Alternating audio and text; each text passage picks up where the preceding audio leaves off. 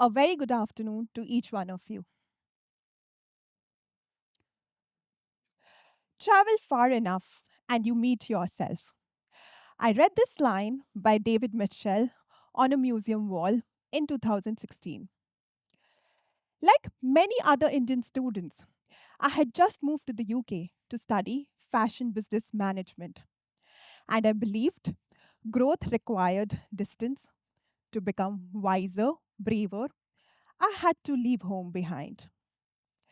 At 22, I was convinced I was there to learn how the world's fashion businesses worked on Oxford Street, in luxury retail stores, and in global classrooms. Do you know we are the second largest country studying abroad, according to the QS Simons Report 2026? My experience internationally has definitely shaped me as a person, but the most important lesson did not come from a professor. It came from a question I kept hearing. How are you so fluent in English? At first, it felt like a harmless question. And my obvious answer was that millions of Indians speak with such fluency. But I realized this wasn't a question, it was a mirror. It reflected a narrow, outdated view of India, a country seen as a workforce with poverty and overpopulation. While some individuals also spoke highly about the intricacy of craftsmanship, embroidery, and textiles, just how we are the hands of the world and not the heads. This experience further shaped my master's thesis on the relevance of Indian brands in the global market.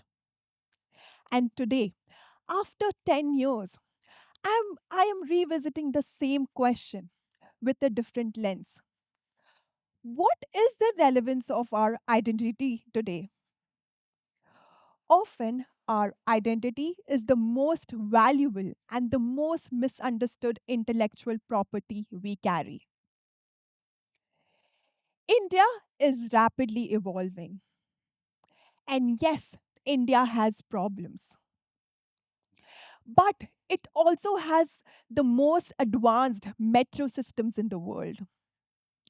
Missions like Chandrayaan 3 has redefined the space axis and the capacity to produce vaccines at a global scale, as seen with Covaxin. For decades, we have been the world's helpers. We executed the visions that other people created. We were the support systems. But today, that human intellectual property is transforming from factory floors to the design studios, from back offices to research labs, and from support roles to leadership roles. According to the Times of India 2026, Indian origin founders are the largest immigrant founders group now in Silicon Valley. Indian engineers are not just contributing to the global tech, but they are leading it. Indian creators, artists, athletes, and other public figures are no longer locals, but are globally recognized. India is no longer a source of talent where students, artists, laborers, engineers are sent out into the world. There is international reciprocity. It is also becoming a destination for tourism, culture, and businesses. It is attracting music festivals like Lollapalooza to choose India as its stage. Luxury fashion houses like Dior present collection at landmarks such as Gateway of India. And global companies are no longer viewing India as potential manufacturers but as critical market. This is the age of transformation.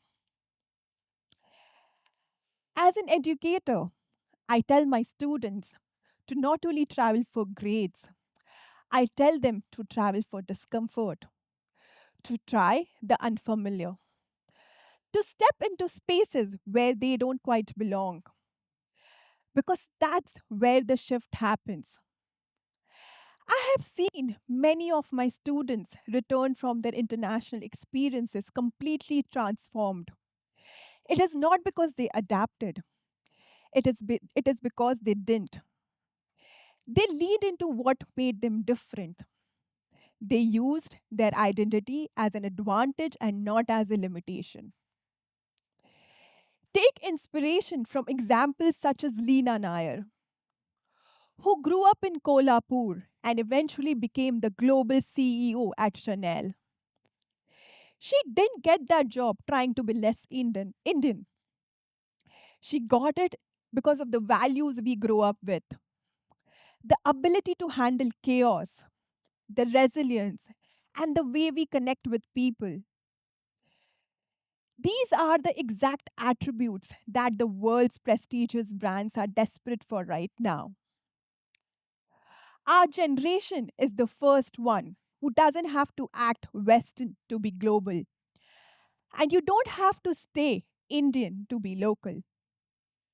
You are the bridge. It doesn't matter whether you want to create an impact on a foreign soil or you choose to create meaningful impact right here. What matters is that you have the power to change, to transform the future. In the past, the story of Indians was about helping other countries grow. We were the world's best supporting actors. But the next chapter is about leadership. It is about moving from being a resource to be an architect. Or should I rephrase it that we are already the architects? Every time you step into a global space, you're not only a student or a professional, you are representing India as a brand. You are updating the world's data and its perception on what is possible. The question is no longer whether we can make an impact. We are already doing that. The real question is, what are you doing with the influence you carry? Thank you.